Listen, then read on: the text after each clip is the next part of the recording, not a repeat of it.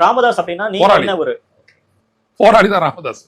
போராளின்னா போராளி, உறுதியான போராளி. அப்படியெல்லாம் வந்துட்டு யாரும் நிக்க முடியாது.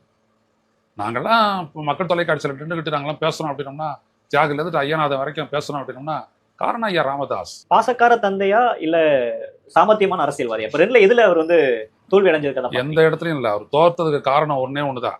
நீங்க டப்புனு ஜம்ப் பண்ணிட்டீங்க. ஓகே. நீங்க வந்துட்டு பாத்தீங்கன்னா இங்க ஈடு தொடர்பா அந்த போரை நிறுத்த சொல்லி இங்க நம்மளுடைய பெருங்களத்தூர் அடுத்த மறைமொழி நகர்ல வந்துட்டு தலைவர் தோல் திருமாவளவன் வந்துட்டு உண்ணாவிரத போராட்டம் நடத்தும் போது வந்து கை கொடுத்து ஆதரிச்சு நின்று மேடையில முதல்ல சொன்னது யாரு? ராமதாஸ். கூட்டணியில தான் 2 பேர் வேற வேற இடத்துக்கு போனாங்க, ஆனா விட்டு கொடுக்கல. அந்த மாதிரி தமிழருடைய உணர்வு ஈழத்துக்கு ஆதரவானது. இன்னைக்கு ஒண்ணு சொல்றேன், எனக்கு இல்ல குரு இல்லாதனால சொல்றேன். குரு எல்லாம் வந்துட்டு கொடுத்த ரத்தம் அவ்வளவு. தமிழ்நாடு என்ன வேணாலும் சொல்லலாம், ரவுடின்லாம் என்ன வேணாலும் சொல்லலாம் நீங்க. ஆனா சைலண்டா குரு செஞ்சதெல்லாம் பெரிய வழி. இதெல்லாம் நம்மளால மறக்கலாம் முடியாது. ஏன்னாட்டும் அவன் நன்றி உணர்வுள்ளவனா மறக்க முடியாது. அப்படியேப்பட்ட ஆளு குரு. அந்த மாதிரி ஆட்கள் தான் அந்த வன்னிய பெருமக்கள்லாம். ஒண்ணு யாரும் அசரல. காரணம் மூலம் ஐயா நின்னாரு. ஐயா சொன்னார் அப்படின்னா அந்த பக்கத்துல அசையாது எதுவும் அப்படின்றதுனாலதான் அரசியல் அவளுக்கு அவ்வளவு பெரிய லிவரேஜ் இருந்துச்சு.